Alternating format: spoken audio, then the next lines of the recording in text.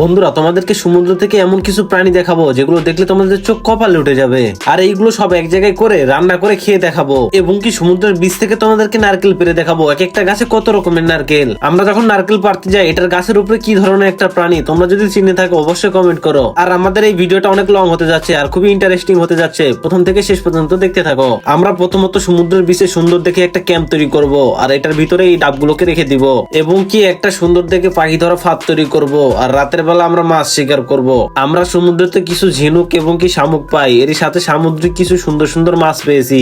আর আমার হাতে যে জিনিসটা দেখতেছো, এটা বাংলাদেশে কি নাম বলে তা কমেন্টে বলে যাও। আমাদের সব মাছগুলোকে ধরা শেষ, এখন এগুলোকে রান্নার পালা। চলো আমরা এগুলোকে রান্নার জন্য নিয়ে যাই। রান্নার শেষে মাছগুলোকে খুবই লোভনীয় লাগছিল এই চাঁদনি রাতে আর এই সুন্দর বিচে। এখন মাছগুলো খাওয়ার মজা আলাদা, চলো মাছগুলোকে খেয়ে টেস্ট করা যাক। আর বন্ধুরা, এই সমুদ্রে এটা আমাদের প্রথম দিন ছিল। দ্বিতীয় দিন কি কি করলাম তা দেখতে কমেন্ট করো। আর তোমরা যদি তোমার মাকে মন থেকে ভালোবেসে থাকো, তাহলে আমার এই ভিডিওতে লাইক দিয়ে চ্যানেলটা সাবস্ক্রাইব করে দাও।